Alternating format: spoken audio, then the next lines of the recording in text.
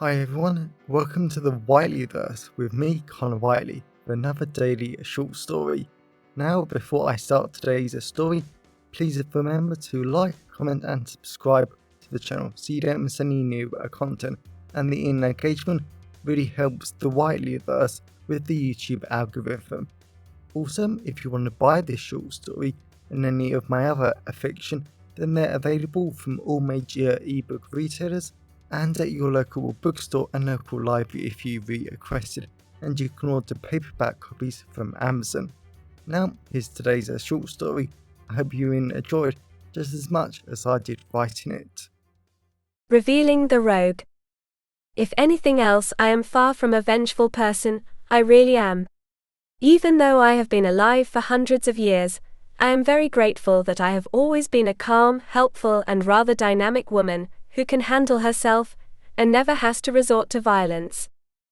And trust me, when you've been living for as long as I have, you always find yourself in some flat-out weird situation.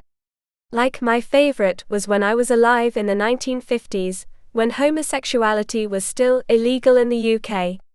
I was going about my business in London, took a few wrong turns and ended up in a lesbian sex club. It certainly wasn't the worst mistake I've ever made. But I think what happened today was certainly going to challenge my commitment to nonviolence.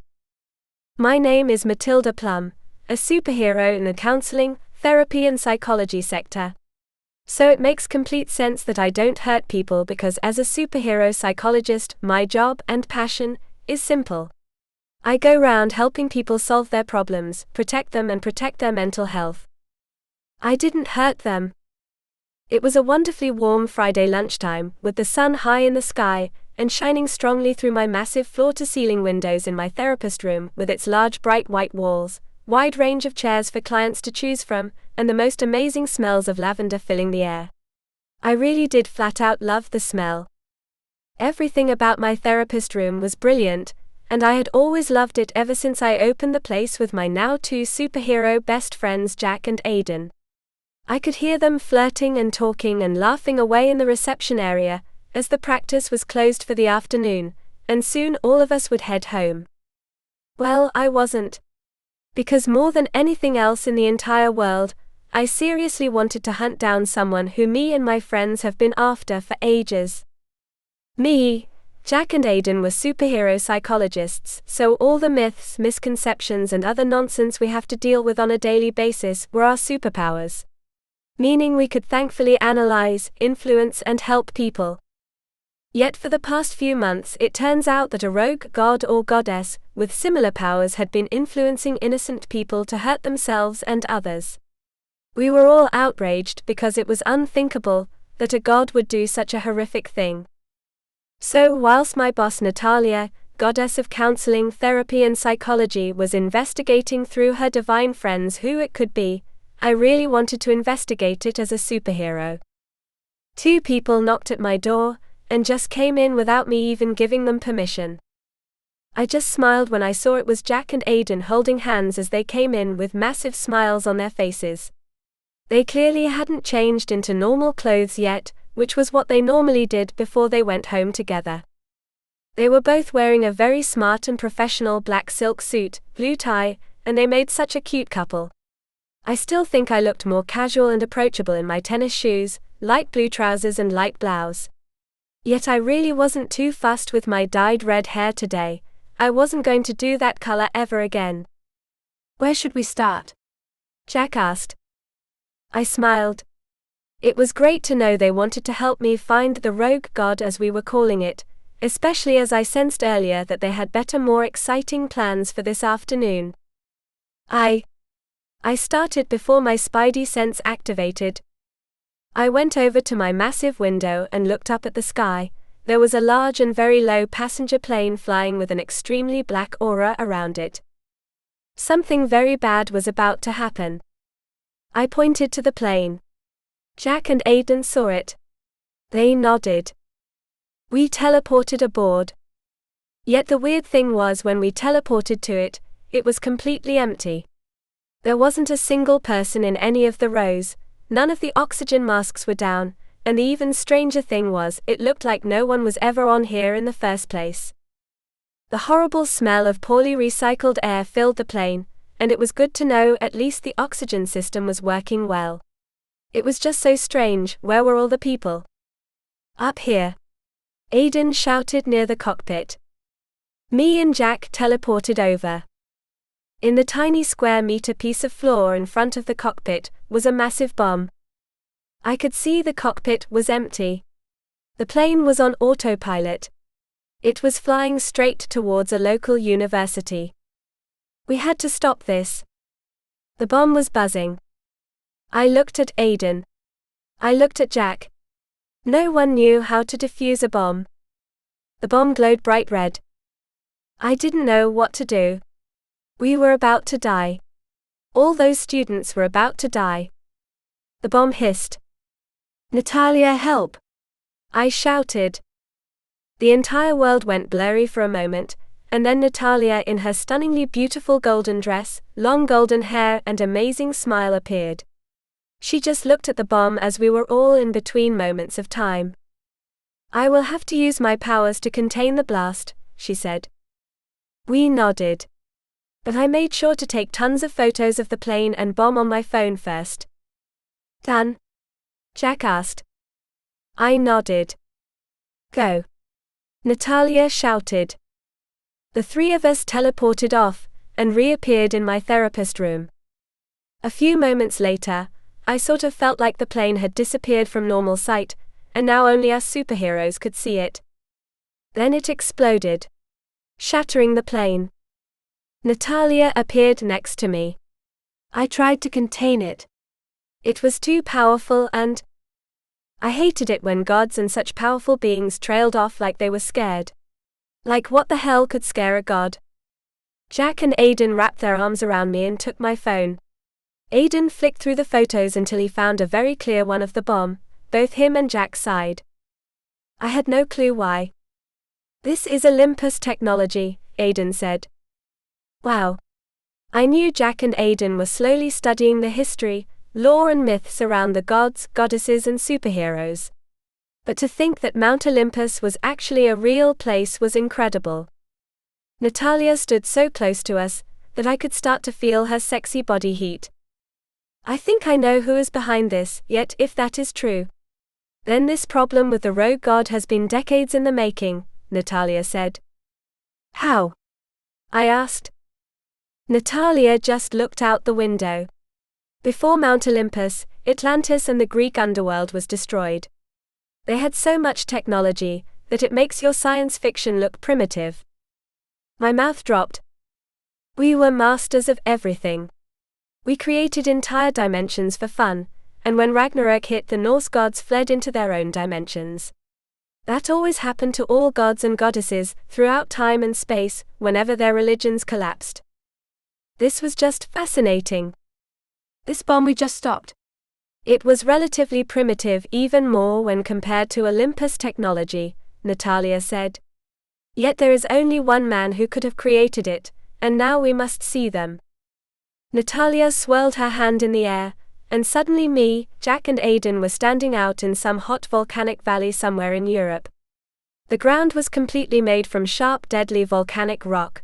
The valley below us looked like it would kill you in a moment, and the sun just beamed down on us like it was going to melt us. A moment later, Natalia and two men appeared.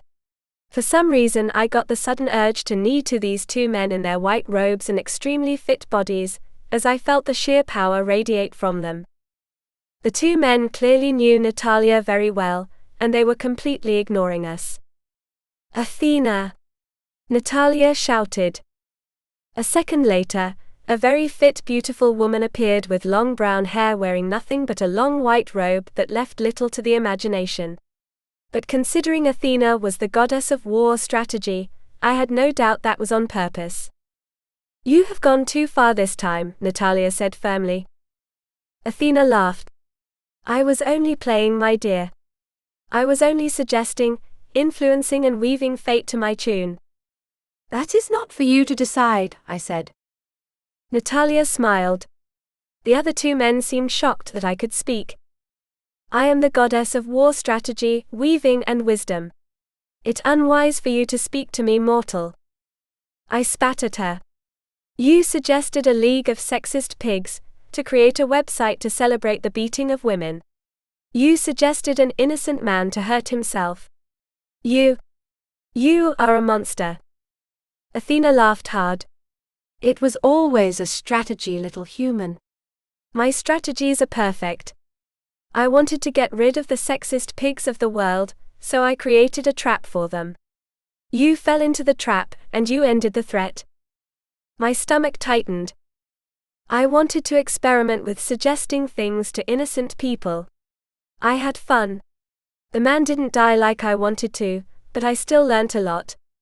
My wisdom grew, Athena said. You tried to crash a plane into a university filled with students. Jack shouted. Athena grinned. I needed the wisdom that came from that experiment, to see if Olympus technology still worked. This was always about gathering wisdom for my war strategies. Natalia and the two men laughed hard. The war that ended Mount Olympus is over. There is no more war, one of the men said.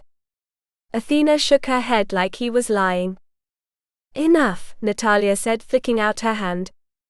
Athena's mouth moved but no words came out. Natalia and the two men thrusted out their hands and gold light shot out of them. Athena disappeared. The two men turned to me, Jack and Aidan, and bowed. Then they teleported away. Natalia flicked her wrist, and we were all back in my therapist room. I was flat out shocked at everything that had just happened. Natalia smiled and waved at me. I felt my legs get excited, then she just teleported off. It was great to see Jack and Aidan also looked shocked, but their shock looked like it had come from meeting legendary people that they only knew about. I had no clue who those people just were. Care to enlighten me? I asked. Jack took my hand. Those two men were Zeus and Poseidon. Then them and Natalia just banished Athena to the new underworld, where she will be imprisoned for the rest of time, unable to leave for abusing her powers. Again my mouth dropped, and I was amazed that I had just met the two most powerful gods in creation, and I hadn't even known. This job was amazing. But I was a lot more pleased about finally knowing who the rogue god actually was. Well, it was actually a rogue goddess, but I still felt wonderful. After having to deal with Athena's mess for so long, it felt so great to be able to put all that behind me. And back before I became a superhero, I always loved to do a very specific thing after a major victory. Especially after victories in the First and Second World Wars, I always loved to party and have sex. Sure, I couldn't have sex with Aidan and Jack, I was completely the wrong gender for them, but I could at least have a great party. So as I told Jack and Aidan my idea, and saw their faces lit up in excitement, I just smiled to myself because this was really the end of something great. At least now I no longer had to worry about some rogue hurting innocent people, encouraging sexist pigs to beat up women, and crash planes into universities. It was all over. And I didn't even need to resort to violence or vengeance, or foul language like so many others would have done in my situation. That was a great feeling, and one that I was really looking forward to rewarding with my best friends in the entire world. Welcome back everyone, it's me again, Connor Whiteley. So I really hope that you enjoyed today's story, because I flat out love writing, creating stories and sharing them with you. If you really enjoyed today's story, then please remember to like, comment and subscribe to the channel so you don't miss any new content, and the internet engagement really helps the Whiteleyverse with the YouTube algorithms. And if you want to buy this short story or any of my other fiction, then they're available from all major ebook retailers, and you can get them from your local library if you requested, and you can order the paperback copies from Amazon, your local bookstore or local library if you request it. Lastly, if you want to support the channel on a one-off basis, then you can now buy me a coffee at buymeacoffee.com/Connor Whiteley. Also, if you know anyone who would enjoy today's story, then please share it with them I'm always really grateful when you wonderful people help us spread the word about the channel. So thanks for watching the Whiteley Verse, and I'll see you again soon. Have a great day, everyone.